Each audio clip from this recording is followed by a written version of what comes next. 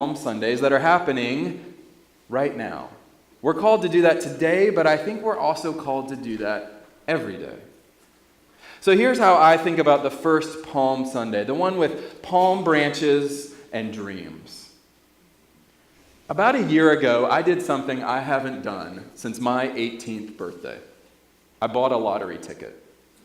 I was never much of a gambler, and that's probably because of what had happened on August 13th, 2000. That was when I purchased my first ever $2 scratch-off ticket from the 7-Eleven on Main Street in Los Gatos, California. I had two of my friends, and get this, I had my youth director because I thought having God on my side would help me win millions. I bought my ticket, and I ran outside, and I put it on the hood of the car, and I took out a lucky penny, and I scratched off the numbers, and I screamed, "I'm a winner!" And I ran back inside, and I was holding the ticket, and I was waving that ticket, and I said to the clerk, "I won. It says I won." And he said, "Yes, you did win, and your prize is another ticket." So the same sequence occurred. I ran back outside, and I put it on the car, the exact same spot, used that same penny, and I scratched it out, and I had won again. And so I ran back inside doing the same thing, screaming, I won. And he said, "Man, you did win. Here's your winning. $1. I won $1. I was not a math major at that point, nor am I still a math major, but if you pay $2 for a ticket and you get one back, that's not winning. So I stopped gambling. But then about a year ago, I kept hearing on the news, and I would see it on the billboards, and you saw this too, that the Powerball jackpot was inching closer to $1 billion, and I knew I was going to win. So I bought a ticket, and I held on to that ticket. I held on to that ticket the whole way home, and I walked into our house, and I was waving that ticket, and I said, "Lydia, our lives are about to change." I started dreaming about what we were going to use that money for. We were going to pay off our house. I just really wanted to pay off our house. And then I wanted to call my parents and my siblings and say, "Your mortgages are taken care of." But then I started to say, "Lydia, we have a really important thing we need to figure out. Are we beach people or are we mountain people?" I imagine that's how the crowds felt when they lined those streets of Jerusalem over 2,000 years ago. I bet every one of them grabbed those palm branches and laid down their cloaks and their coats, and they were dreaming. They were dreaming about what was going to happen when Jesus was going to take over as the king. I'm sure some of them thought like I did financially. They thought maybe all of my debts are going to be forgiven. All of those taxes are going to be thrown away. Or maybe they thought they were going to have better jobs because there was now a Jewish man in charge, a Jewish king. I bet some of them dreamt of being able to send their kids to better schools that were safer and a little less violent. I'll bet some of them thought what we're thinking about the royal wedding. This is going to be a coronation ball, and people are going to look really pretty when Jesus is crowned as king. I know that at least 2 or 3 of those people gathered on those streets dreamt of safer streets. They dreamt of a better government. There were so many clashes with the Romans, I know that people dreamed of peace. I'll bet there were some people that had thoughts. Maybe they were a little too eager to get payback at those Roman soldiers. And they weren't going to be very upset when they watched them walk out with their red helmets and their swords between their knees as they left in shame because now Jesus was king. Now John tells us that the people who had seen Lazarus raised were the same ones who gathered, so I bet some of them were dreaming of walking again. Some wanted their sight restored. Those with leprosy wanted to be healed, and I bet at least one of them was thinking about a resurrection. Maybe a child had died, maybe an aunt, an uncle, a brother, a mother. Jesus had done it for Lazarus. Maybe he could do this for us. Friends, it wasn't just palm fronds that were being waved. It wasn't just cloaks that were being laid on the ground on which Jesus was going to walk. There were dreams everywhere on that first Palm Sunday. All of this is happening while Jesus is living out the other Palm Sunday, the one that begins Holy Week, that marks the beginning of the end of his earthly ministry. Jesus does triumphantly enter Jerusalem, or at least that's what we say. It's a little bit of a stretch, to be honest. He rides on a donkey colt, which isn't exactly the most king-like animal.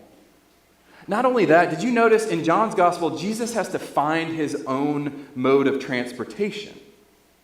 Most kings have horse trainers, or they have servants, somebody who gets the horse for them. But no, Jesus has to do that. He's also not wearing anything king-like, at least not anything particularly special, because not one of the gospel writers says anything about his clothing. You would think if he was a king, they would talk about royal purple, or a helmet, or a hat, or something. No, today begins Holy Week. Jesus doesn't go to the center of the town, he goes to an upper room. He's going to be quiet for about a week with his disciples. Then he's going to head out to a garden to prepare for himself what is to come. Those crowds are going to dissipate. There won't be any palm fronds. There will be no shouts of Hosanna. Even his disciples who walked with him for close to 3 years are going to fall asleep in the dead of night because they are worn out and tired. And then they'll fall asleep on their duties to follow Jesus anywhere he goes. And on Friday, we will remember that Jesus stands before Pilate alone, and ultimately he dies on the cross.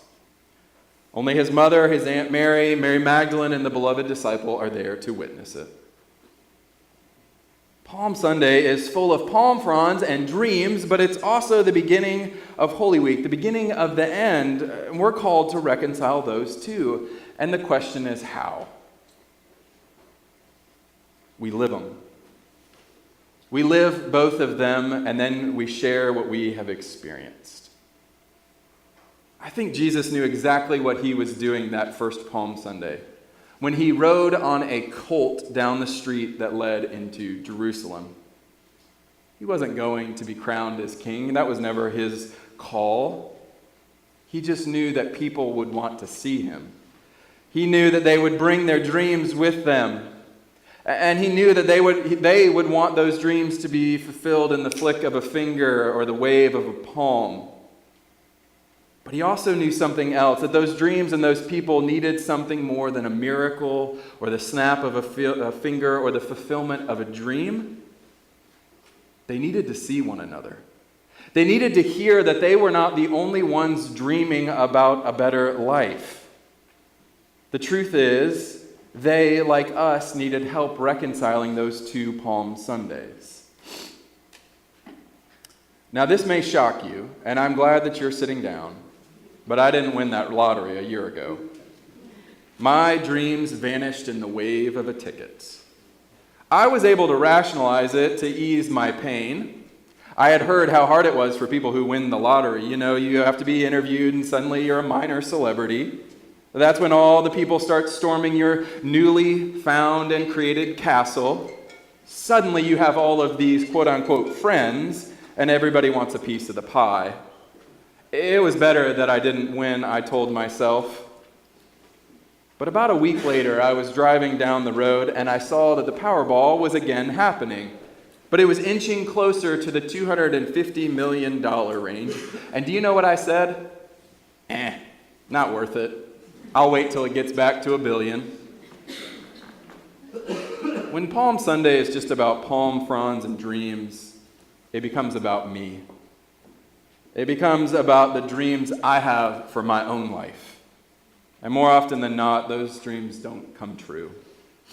And we move on. We move on quickly, and we disregard the emotions that we experience, right? We don't want to feel that deep sense of loss, even if it was just a dream. And if we're not going to get that from Jesus, we pick up other things than palm fronds and wave them. We go and pick up lottery tickets. We pick up money. We pick up guns. We pick up politics. We pick up our phones. We pick up our homes. We pick up our schools and our futures. And we begin to disregard everything else that's not about us. And that is why Jesus lived out the other Palm Sunday. The one with the quiet entrance into Jerusalem that begins Holy Week. The week of goodbyes, the week of beatings, the week of torture, the week that will end in death, but ultimately resurrection. It's not just about palm fronds and dreams. It's also about transforming the world through a cross. We have to bring those together in our own lives. Yesterday, I stood with a group of people in front of the Pitt County Courthouse. We were gathered as a part of the March for Your Life that you've probably seen on the news that was going on across the nation and the world. It was created by the survivors of the Parkland High School shooting. The gathering in Greenville was also created and implemented by high school and college students, and I stood back in awe as I watched the work that they had done. Now, we went over there, and I stood in Greenville because I wanted our girls to be exposed to the world we live in. We wanted them to see that the world is not just what Ben and Lydia, mom and dad tell you. It's not just about waving our own palm fronds and dreaming our own dreams. It's about seeing that other people are doing the same exact thing. And it gets a lot harder when we do that because they start to ask questions. They start to wonder why some people have these dreams and some people have these dreams. And then we have to reconcile not only our own dreams, but their dreams. And that's our call. That's why Jesus made such a public entrance. He knows that you and I and all of us together are better than we are alone. He knows that each of us have these amazingly wonderful dreams, and that when we bring them together, we can make them happen and come true. He knows that this church and all the churches of the world are those places where the reconciliation of the two Palm Sundays can happen. And that's why he went and he found his own transportation, he got on a colt, and he rode into Jerusalem. And in the process, he helped us reconcile those two Palm Sundays that we are called to live each day. So dream your dreams. Wave your palms. But don't just do it here. Do it in public. And know that other people are doing the same thing. When we do that, we see that there are two Palm Sundays happening simultaneously. And that's our God at work in our world. But don't just notice those two Palm Sundays. Don't keep it to yourself. Come here. Come to church and tell everyone about it. Because the church is where we do our best reconciliation, where we bring those two Palm Sundays together as a community of faith. Thanks be to God. Amen.